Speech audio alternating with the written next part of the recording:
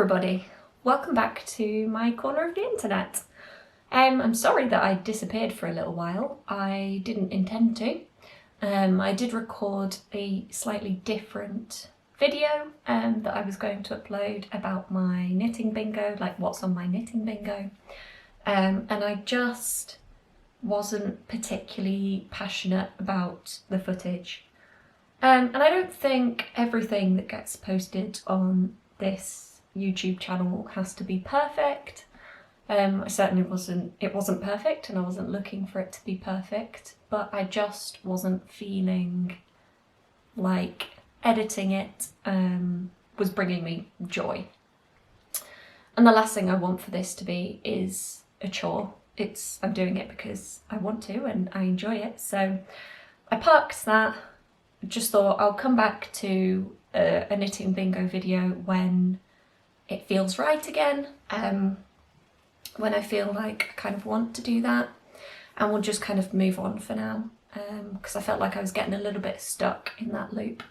So today is another podcast episode. Now, it has been a little while since the last one, and that does mean I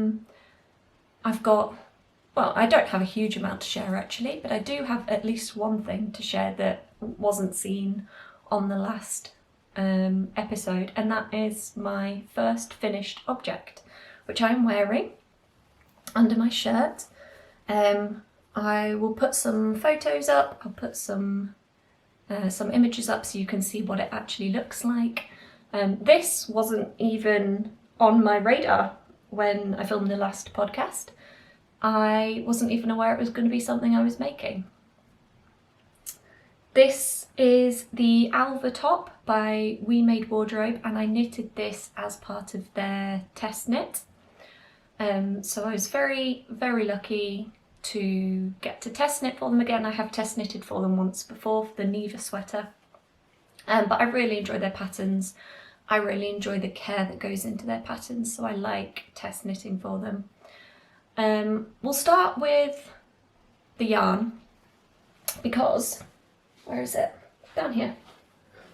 The yarn is something that I've not actually used before, and is also something on my knitting bingo, but that's for another time. This is Sandnes Line, and I don't think I had this in the last episode because I bought it for the test knit. It is, I think, in their colour ice blue, but I will double check that. It'll be in the comment box, in the description box. But I believe it's in their colour ice blue. And Lina is a linen, cotton, viscose blend. And linen is something that I've wanted to try out this year. And I really enjoyed this. It's recommended a 4mm needle, I believe.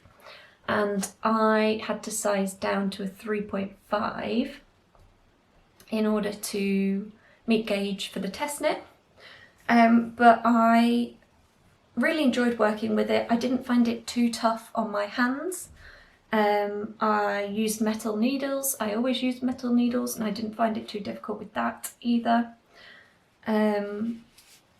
What else do I want to say about it?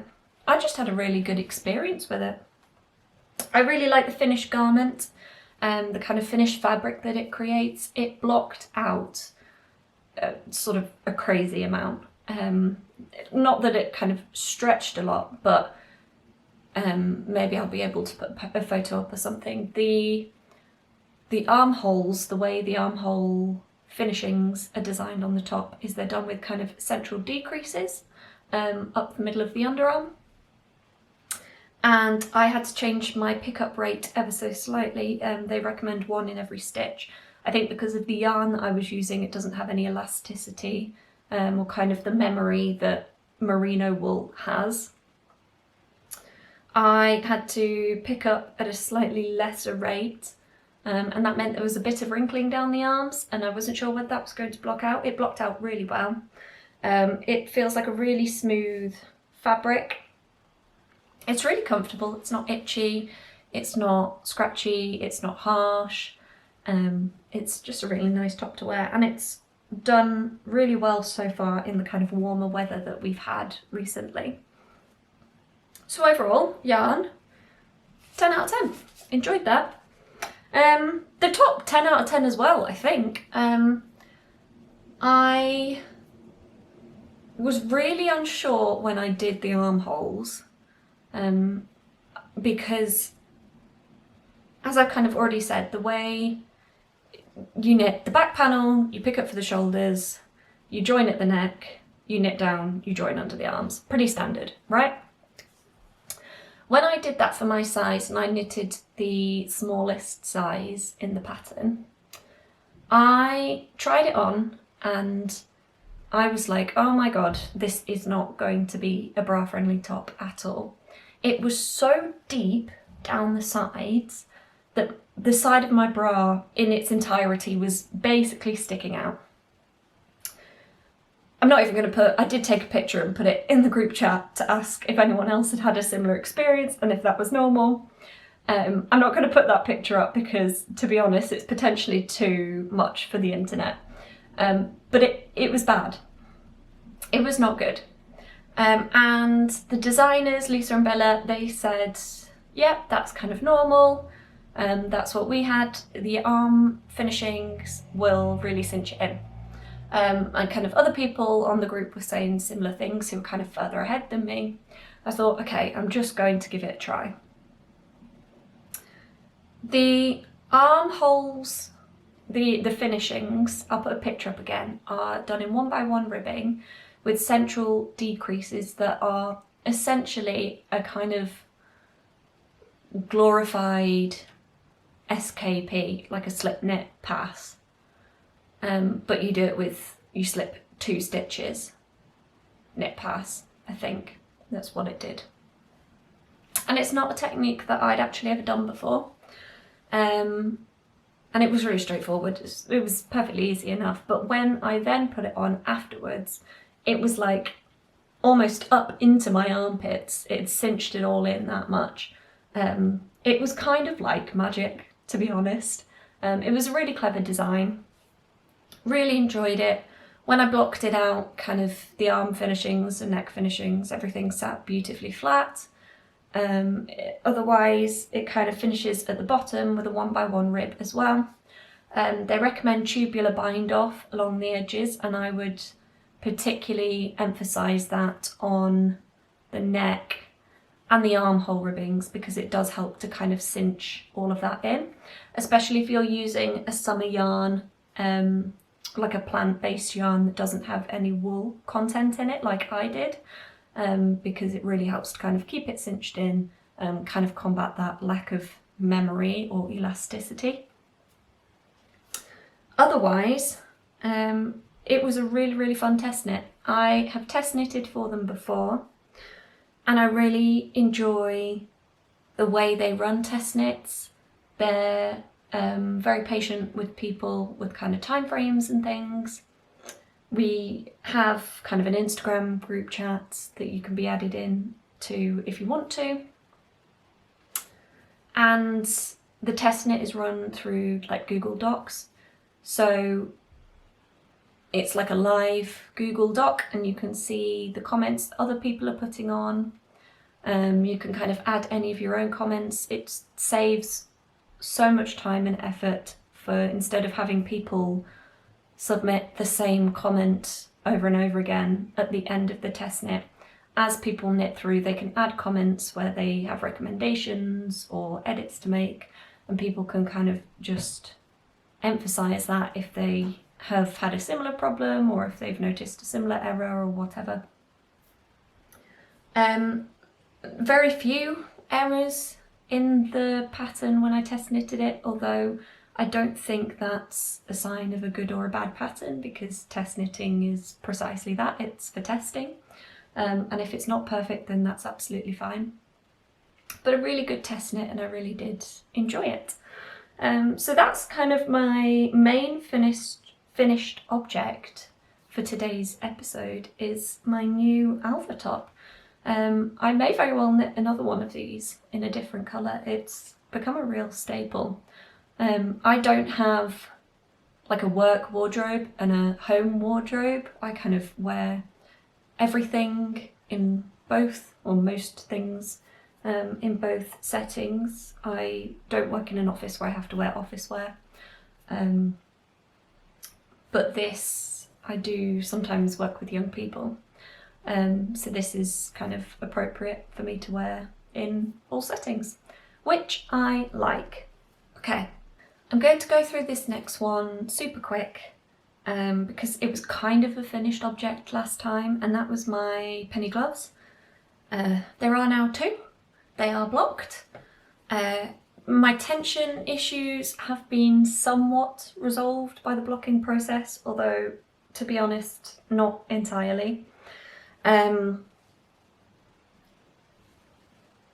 don't know if I have anything else to say about these, to be honest. I didn't say last time. They're fine, they're great, they serve their purpose. They fit me. I didn't gauge swatch or anything. I just used the recommended needles and some stash yarn. It was the Majo garn, I think that's how you pronounce it. Merino in anemone, I believe. They're light purple colour. They fit fine, they're great. They serve their purpose. I got a couple of weeks worth of wear out of them before the weather changed and it became too warm. Although, to be honest, it was 10 degrees yesterday anyway, so there were points that I felt like I could have done with a fingerless glove. Welcome to the northeast of England. I don't have anything else to say about these. It's a PetiteKnit pattern, it's a great pattern, good for stash busting. They go with a lot of things in my wardrobe. I still have quite a bit of this left over, or more than I thought I would after knitting both gloves, but I will come back to that in a bit. Now, whips. I've only got one actual whip on my needles. I did last time talk about my Brady loop sweater by Other Loops, and I don't have it to show you today because I haven't made any progress. That's not because I've changed my mind on the pattern or because I've changed my mind on the yarn or anything like that. I just don't want to work on it right now while the weather is warmer. I'm sure that'll change as the weather gets cooler again because, as I've already said, I live in the northeast of England and the weather does not stay warm all summer. But right now I've got a little bit of itch to start summer, spring, warmer weather knitting. So I'm wanting to do those things. I'm wanting a little bit of that novelty rather than kind of picking that back up again. So it's gone on pause for now. I'm sure I will pick it up again relatively soon. But I did cast on the Solene Cardigan by Morecaknit, and I have a little bit of progress. So I don't think I'd casted this on at all last time. Excuse the many ends. So this is my cardigan. There it is. More blue. I'm having a bit of a blue moment currently. I'm not against it. It goes with a lot of things in my wardrobe. This is knitted with some hand-dyed yarn that I got from, I believe they're called the Knitting Gift Shop, and it's Falklands merino wool. I talked about it last time. It's really soft. I'm also holding it with the Knitting for Olive Mohair in Dusty Dove Blue. And I typically stay away from mohair because I'm quite sensitive to sort of more itchy yarns. I have generally quite sensitive skin. But actually this, fingers crossed, touch some wood at the moment, is actually okay. I still think it's a little bit itchy, particularly when it's warmer outside. I can't wear mohair, I can't kind of have it close to my neck. But this is like a V-neck cardigan. So I think even in slightly warmer weather I'll be able to wear this, although I don't know if I want to wear a wool mohair cardigan in warmer weather, but we'll see. But otherwise I'm actually having no problems with this at the moment, and it still feels really soft, which is exciting. I think last time I also said I was going to vary my yarn balls, or alternate my yarn balls. I haven't done that. This has actually all been knitted with one hank or skein so far. It's hand dye, so kind of the amount of yarn you get per skein or hank is more than you might in a commercially dyed yarn.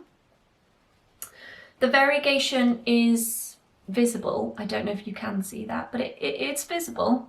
It's not huge. I think they called it a semi-solid, so it's not hugely variegated, and I think it's subtle enough that the change in balls isn't going to have too much of an effect. The balls do look quite similar as well that I've wound up so far. I think the Dusty Dove Blue Mohair is helping to kind of blend the subtle variegation in as well. But so far I'm really happy with it. It's a relatively straightforward pattern to follow as well. I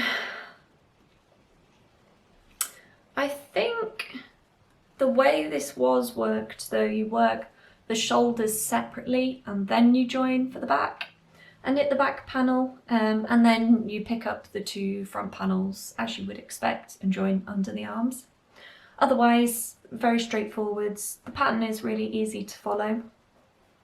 It's suitably oversized, I think, but not too kind of overly baggy. But I'm looking forward to it. I'm enjoying working on it every now and then, although I am looking forward to kind of picking up some more summer knitting, something that won't make me overheat quite so quickly, because it is wool and mohair. But I think it will be a good thing to have to wear over denim, over dresses, over skirts. Yeah, I'm excited. I like the little bow ties on the front as well. I'm excited for those. I like a little bow tie. I like a little cute embellishment. I don't think I have anything else to say about that. Solene Cardigan. Enjoying it.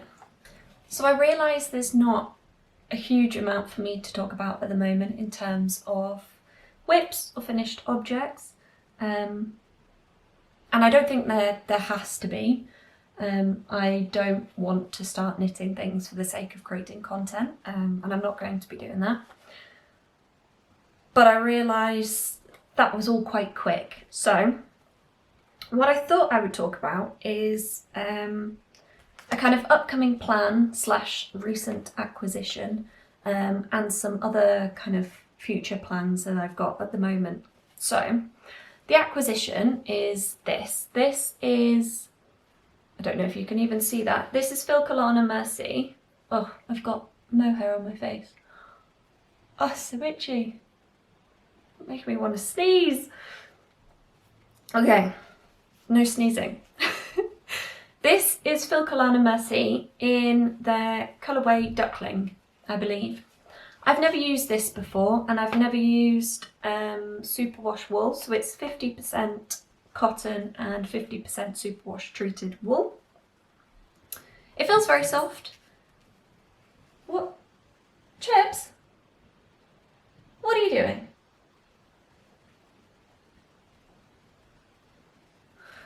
My cat's chasing a bug around the bedroom. Apologies if there's any interference. She's entertaining herself for now. Where was I? It's 50% Pima cotton and 50% superwash merino wool. It's a kind of heavier fingering weight, I would say, but it's a fingering weight. And I bought enough of this to hold double and make a long sleeved garment, and I was going to make a jumper with it. I was going to put it to the side, eventually add like an alpaca fluff to it or something and make a jumper. And when it arrived and I felt it and I looked at it, I thought actually that would be perfect for the blouse #1 by My Favourite Things Knitwear, which has been on my knitting wish list for a long time. I loved it when it came out last summer, is that right? I didn't get around to knitting it, and I'm determined to knit it this summer or this spring. So this is something I'm going to cast on quite soon. I swatched for it on the recommended 5mm needles. I'm way off. I'm something like 4 stitches off, like too many stitches, 4 stitches too many in both directions. So I will have to go down a needle size. However, I only really want to go down to a 4.5. I don't really want to be faffing with a 4. I don't quite know if I'll hit gauge on 4.5, but what is kind of really giving me pause is, in the pattern, My Favourite Things Knitwear recommends that you calculate about 10 centimetres of negative ease to knit this top.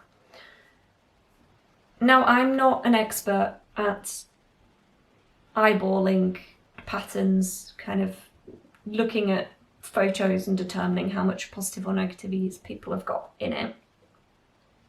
But looking at the pictures she took of herself, I think, wearing it, she does not look like she's wearing a top with 10 centimetres of negative ease.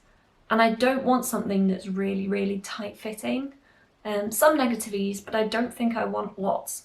And I don't think she looks like she's wearing 10 centimetres of negative ease. If anyone knows any differently, if anyone has made the blouse number 1 before and has any advice on picking sizes, please let me know, because the other part of my dilemma is that I am kind of in the middle of 2 sizes.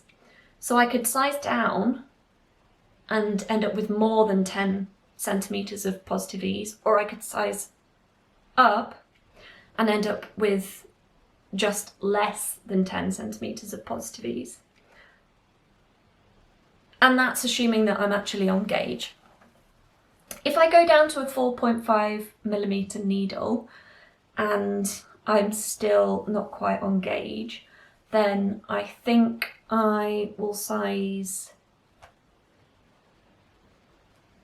I don't know. I was going to say I think I will size down, but I actually don't think I will. This is my dilemma. If anyone actually knows anything about the sizing in this garment, if anyone can advise, please do, because that's what's preventing me from casting on. I want to cast on right now, but I'm just not confident about which size I pick. I also don't want really tight sleeves around my arms here. That I'm fairly confident I can edit, amend if I need to, but I would like to start by picking the right size, or as close to the size that best fits me, and best fits me in the way that I want it to fit. So we'll see. But this is my future plan. This is my kind of immediate plan. I've also got a couple of things to talk about that are kind of slightly more middle distance plans, but things that I would like to get to this summer or spring. And that's unravelling things, actually. I have a couple of garments that I just don't wear at the moment for a variety of reasons. The first one, I don't even know if you're going to be able to see this properly. This is my Darling Wrap Cardigan by Knitting for Olive. I'll see if I can put a picture in, because there's no point me holding it up. It's a wrap cardigan. You can't even really tell what it looks like. And I made this out of the Majo yarn that I've already mentioned, and some hand-dyed Suri alpaca lace. And I just don't wear it for a couple of reasons. It was the first garment that I'd ever made, which, for any kind of more beginner knitters watching, not a good first garment. It's bottom up, it's all over ribbed pattern, it's kind of fitted, it makes it more difficult to judge the length of the body and the sleeves. You can't kind of try it on as you go along because it's bottom up. I managed to knit one of the sleeves like a whole inch longer than the other. I also managed to start the ribbing increases in the wrong place on one sleeve. And I think I misjudged the yarn because it's a fitted garment, or a relatively fitted garment. It's not got 10 centimetres of positive ease like blouse number 1 supposedly does. But it's a more fitted garment, but I made it with a Suri alpaca lace. And it makes for quite a thick, warm fabric that is then kind of not appropriate for what I would want to wear it with, the kind of outfits and climates that I would want to wear it in. So I want to unravel it. I don't think I will be able to save the Suri alpaca lace, we'll see. But I'm hopeful that I can save the merino wool, and actually that I'll be able to reuse that and knit another cardigan that is maybe a little more weather appropriate and fits me a little better now that my knitting is kind of more improved than it was when I made this. So I'm going to try and unravel this. Now, I didn't have any immediate plans for this, for what I was going to do with this yarn, until I was scrolling on Instagram a few days ago and I came across a test knitter's photo for the upcoming Daphnis cardigan by Emma's Knits, and I immediately fell in love with it. It's absolutely gorgeous. I am determined to make it, and I actually think I might have to hold the Majo garn with something, but I think that actually might be quite a good fit. So hopefully, I believe the pattern comes out this week. I've been desperately trying to find any information that I can online about the gauge and the recommended needle size and the recommended yarn. I can see that the test knitters used, I'm going to get the numbers wrong around, Trio 2 and Alpaca 1, maybe, from Isia. Something like that. I'll find the right yarns and put it again in the description box in case I've got that wrong. But I think I would wear that cardigan all the time. It looks gorgeous. It's right up my street. It's a little bit different. I like a lot of the things that particular designer produces. It's a little bit different. It's a little bit unusual. Very excited about it. So plan number 1, pick this apart, unravel it, say bye-bye to my darling wrap cardigan, make a cardigan that I will actually wear and fits properly, with sleeves preferably the same length. Unravelling number 2 is this. Now this, again, I'll put some photos up. Actually, I'll put some B-roll up. This is something I self-drafted last year. It's my first attempt at a self-drafted top, and I was pretty happy with it for a first attempt. A learning curve. We'll call it a learning curve. I made this with, I think, La Mana Como, with their DK weight. It's kind of a sport weight really, though it's a light DK. Their DK weight merino wool. And I intended it to be a fitted top with a deep V-neck. Now, I was a little bit conservative, I think, with the V-neck. And I had some fit issues in the end with the decreases from bust to waist. I think the measurement I took from bust to waist is too long, so the decreases don't happen rapidly enough. But I think I can fix those mistakes, and I would like to have a go at fixing those mistakes. I'd also like to increase the depth of the armhole just a little bit, I would like to go a little more risque with the V-neck, although still kind of bra friendly. Bring the waist up a bit, increase the rate of decreases,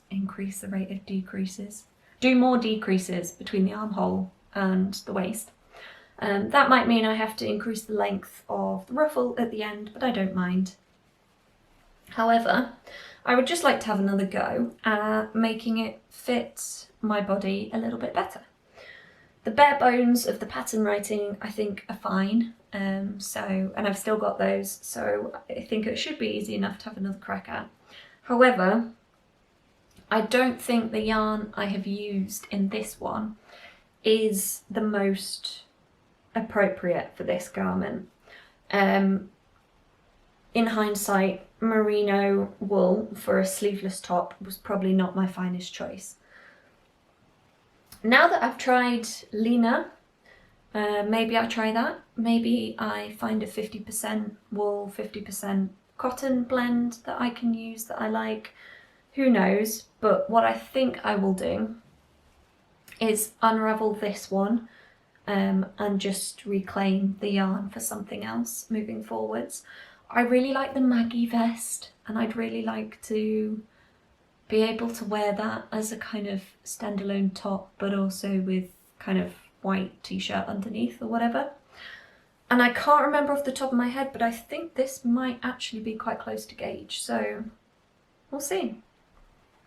But second order of business, second unravelling order of business, reclaim this yarn. It's a really sort of royal blue leaning navy. It's marketed as navy, but it's quite, I don't know if you can properly see on here, but it's really quite deep and quite rich, which is not quite my colour, I don't think, but I think it's harmonious enough that I can reclaim that and use it for something else that I will get more wear out of, and is a more sensible use of this yarn quality.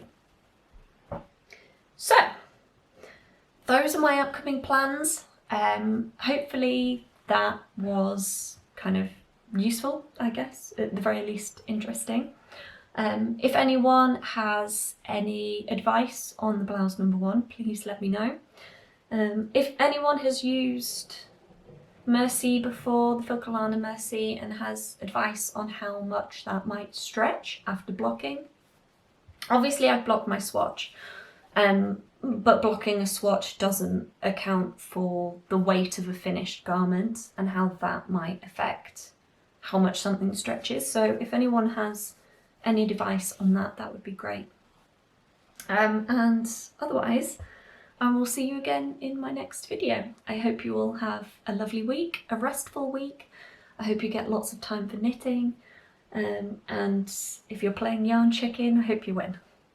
Cool. Bye everybody!